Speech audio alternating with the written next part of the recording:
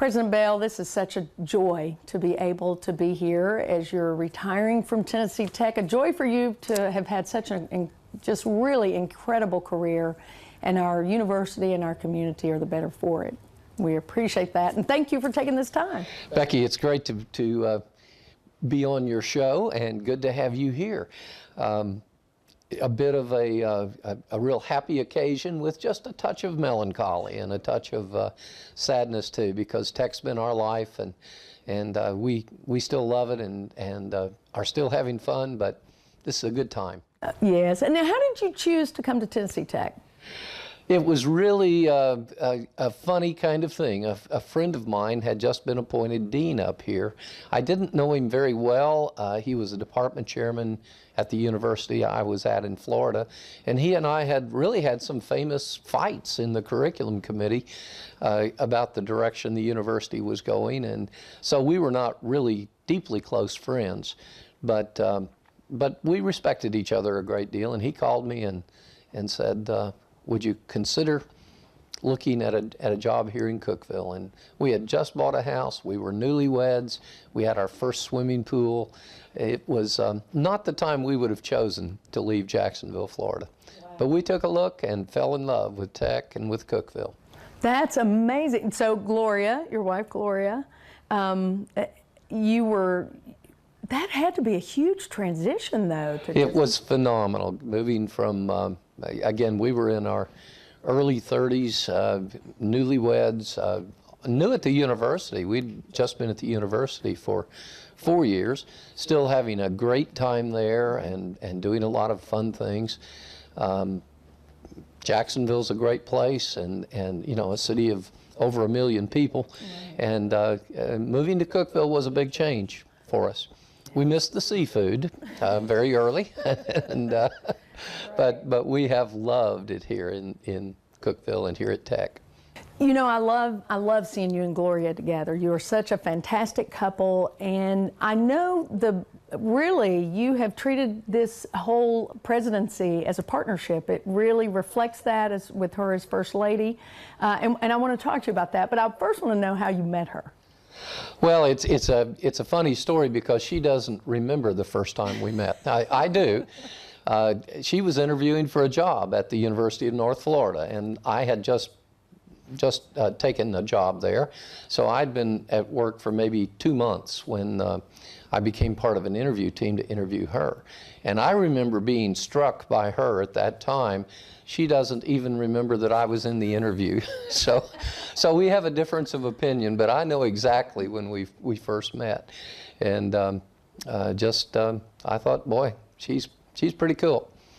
And did you date a long time? Not a really long time, but a year or so. And again, we were both young, and it was just a great time to fall in love in Jacksonville. You know, and I love the fact that you've continued that. You definitely, obviously, are a couple that love each other and love your family and your university and community.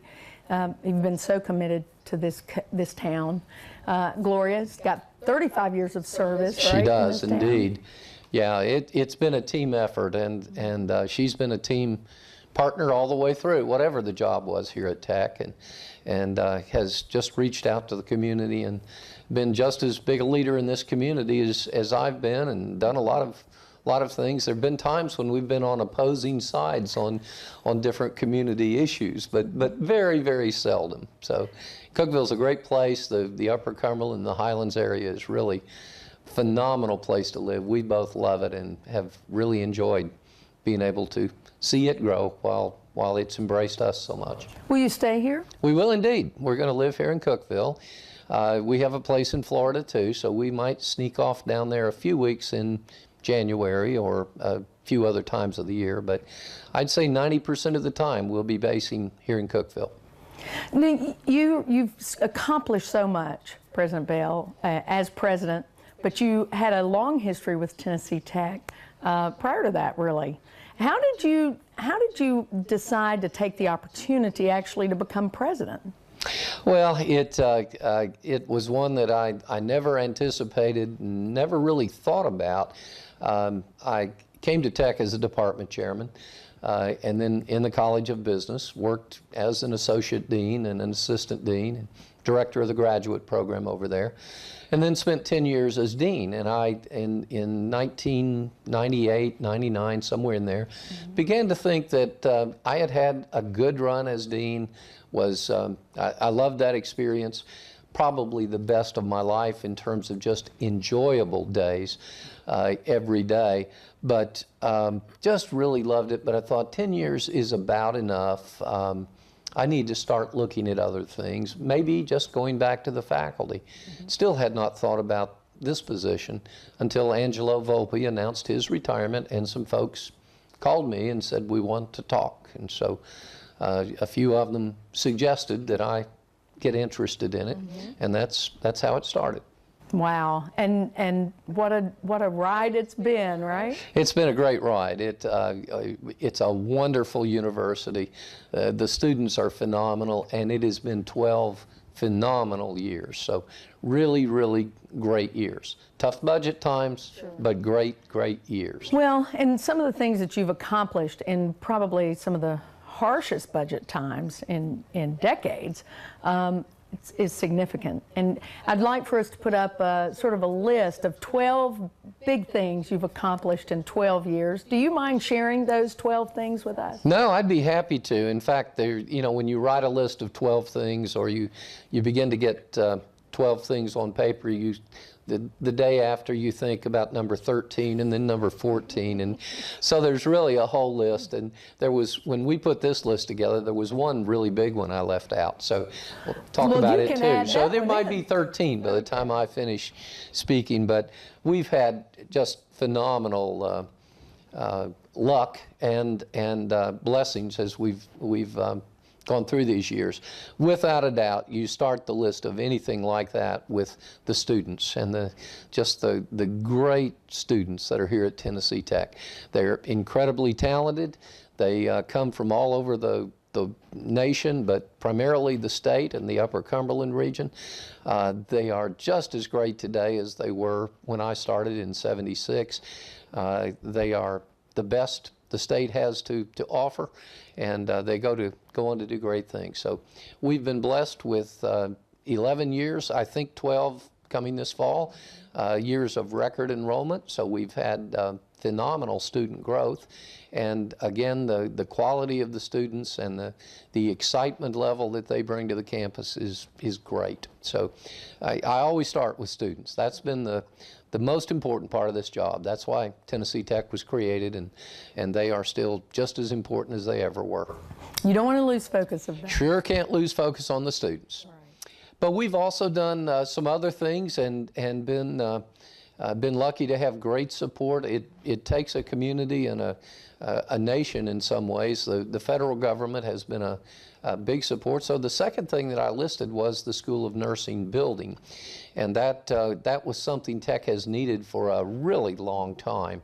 But that School of Nursing is an outstanding academic unit, produces nurses that stay in the Upper Cumberland and in Middle Tennessee.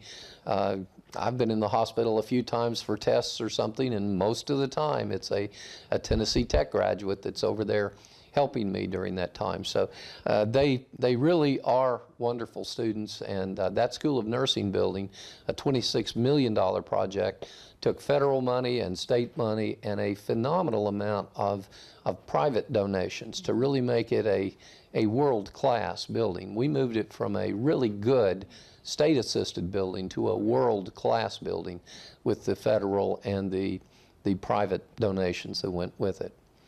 And right with the nursing building, the next thing I talked about was the STEM Center. When I came to Tech, I said technological leadership was going to be one of the keys to the future of this university.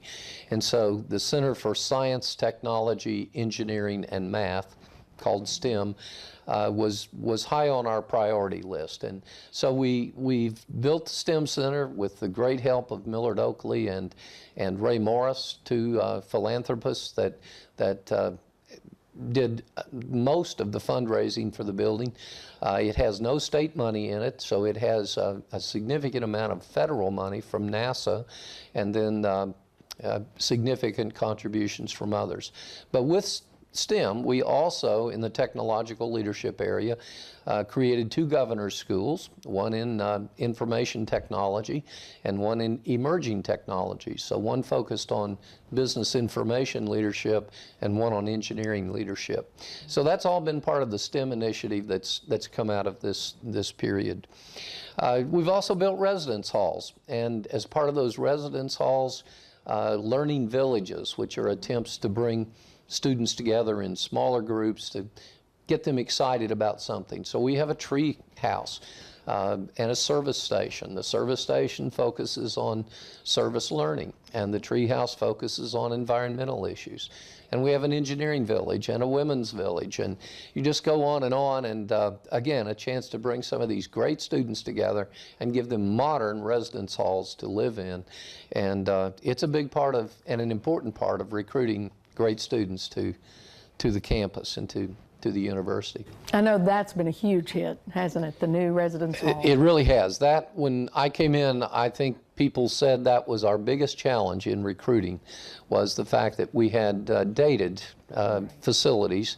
So we started almost immediately to tear down some historic facilities. That was hard to do, but put up modern things to go with them. So it's been a building period. We've been delighted during this period that the national media have paid attention to tech. We've gotten some very nice national recognition, and top 10 in the South from U.S. News and World Report, and best in the Southeast list from Princeton Review. The one that I think I've enjoyed the most is one that's called America's 50 Best Public College Buys. And that looks at both the quality of education, but also the cost of the education to the student. So when you're still ranked in the top 50 public and top 100 total universities, public and private, in terms of best buys, I think that says a lot that we're doing good things with still rather meager resources.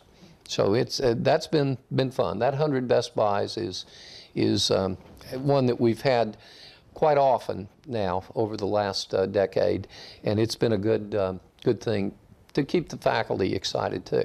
This year we got a new one, and that one was that U.S. News and World Report announced that in their study of student debt, Tennessee Tech graduates graduate with the lowest student debt of any public university in the South, not just in the state of Tennessee, but in the South.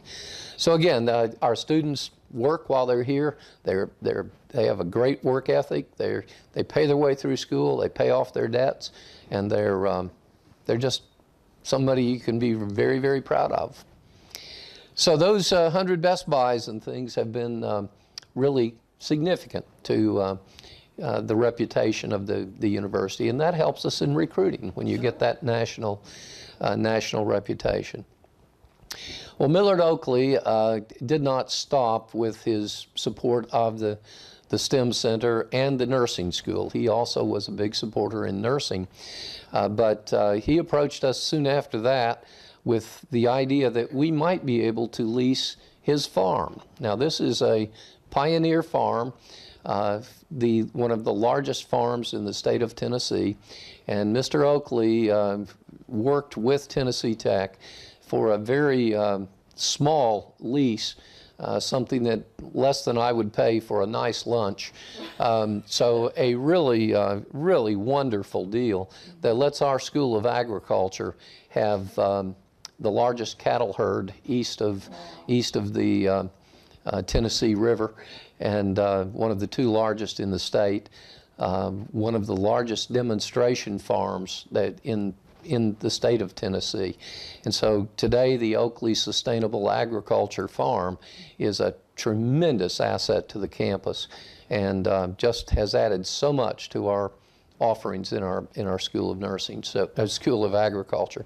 So that's been a big part of this activity. We also, as you know, acquired the facilities of the Prescott Central Middle School during this period.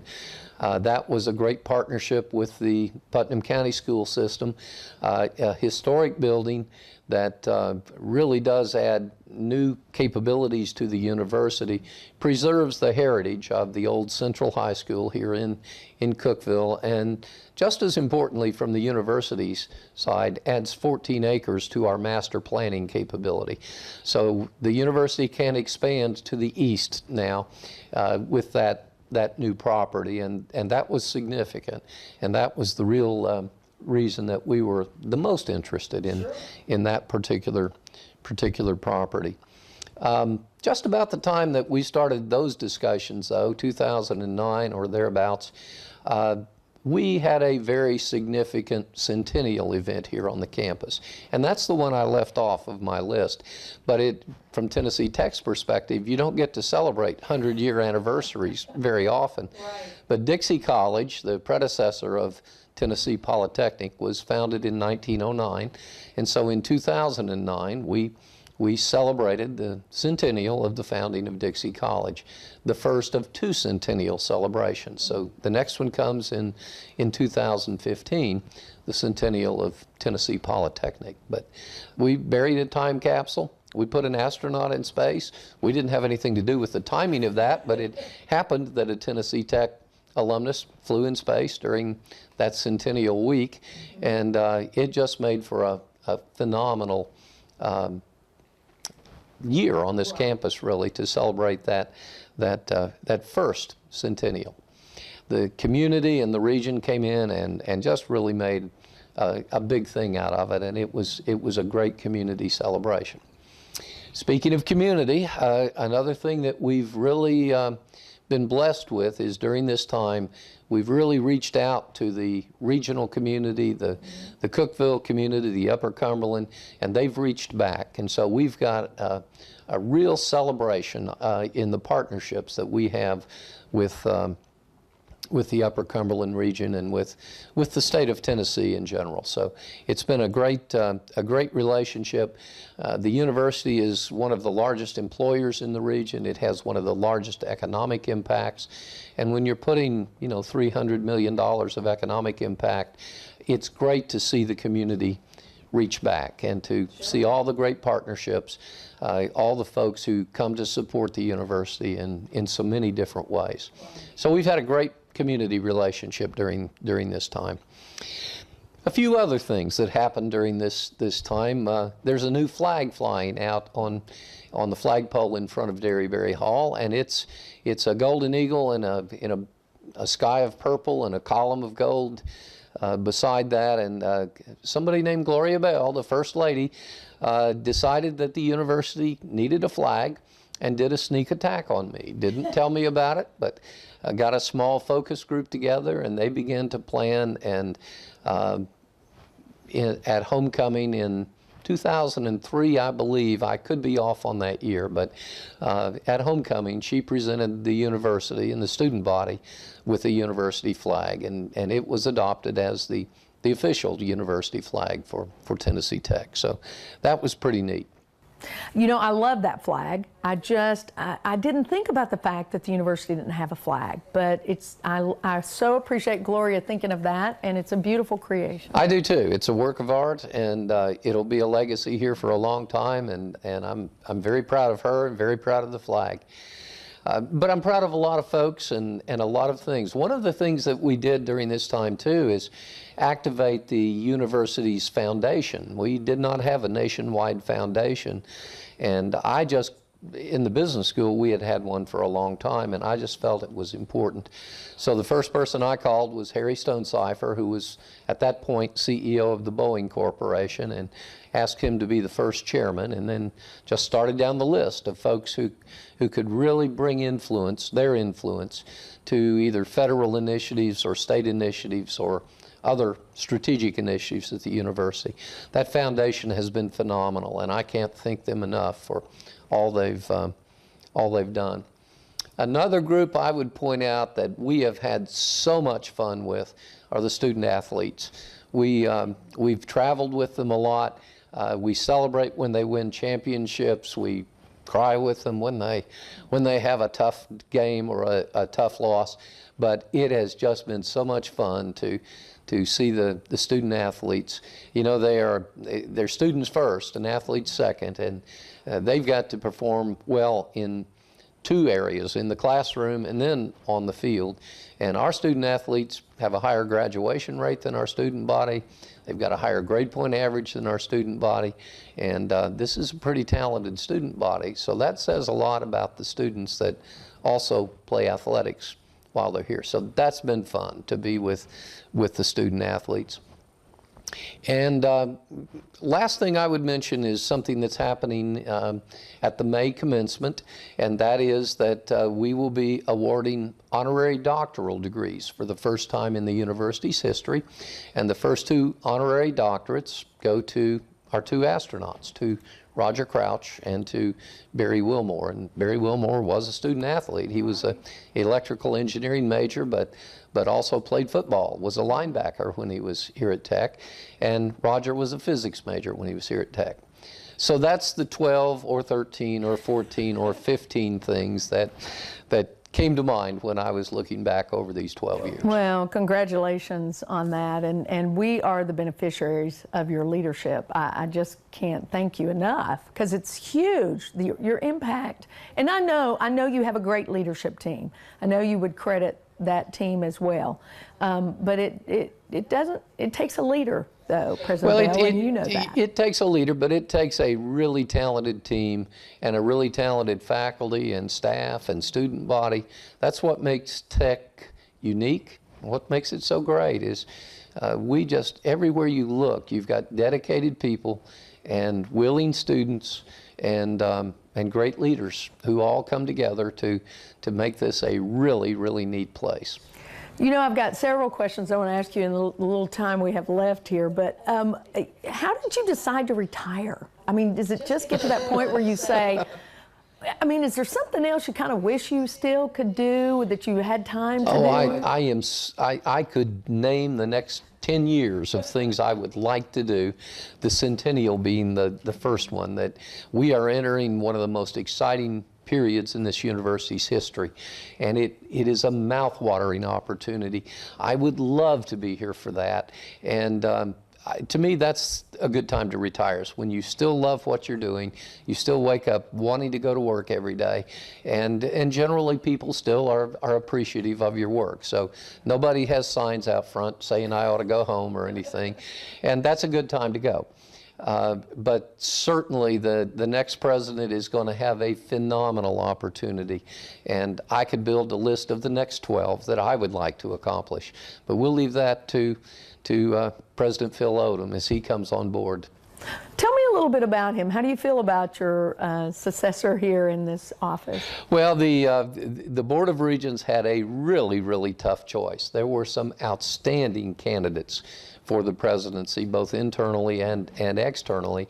And I was surprised at the quality of the pool, delighted at the quality of the pool. And Dr. Phil Oldham from University of Tennessee, Chattanooga, stood out in that crowd. So he was the one the chancellor and the governor chose. He is well suited for Tennessee Tech and brings a great reputation. I've served with him on committees at the Higher Education Commission and know him well. He knows this campus well. His father was an alumnus of this campus. He is a scientist. He's an analytic chemist, so he fits a science and technology university very well. He's been Dean of Arts and Sciences at Mississippi State, Provost at the University of Tennessee, Chattanooga. He's got a diverse background and a lot of experience that will bring a lot of great new ideas to the university. Now, do you have any advice that you would give him as the incoming president? Oh yeah, in fact I was talking with him earlier today, and he and I know each other well enough that he'll call often, but my advice is just going to be to have a lot of fun, because it is such a great place. He will have great ideas and great visions, and he will take us to some new heights, and I hope he has a blast doing it. Hope he has as much fun as we've had. And just one final question. What are your retirement plans? What do you and Gloria plan to do when you don't have to enter this office after July 1? Relax. We have tried our best not to overplan the first few months anyway. We're going to be moving to a new home here in Cookeville, so we'll be unpacking boxes and doing things like that for a while. I'm going to leave, Gloria and I are both going to leave July the 4th to go to Gettysburg, Pennsylvania for the Civil War reenactment up there. So I will get to do some more Civil War travels and some other tourist things like that. We will both get on the plane and go to some other countries and some national parks we want to go to. So we've got a lot of things we want to do, but not a lot of concrete plans in terms of specific things the next 6 months. Well, I know on behalf of the whole staff of WCT and this community and this region and our whole state, we wish you really the best in that, and just thank you. We thank you so much for all you've contributed. We thank the community. It has been a blessing to have all the great partners, all the great supporters we've had. So thank you to WCTE and thank you to everyone.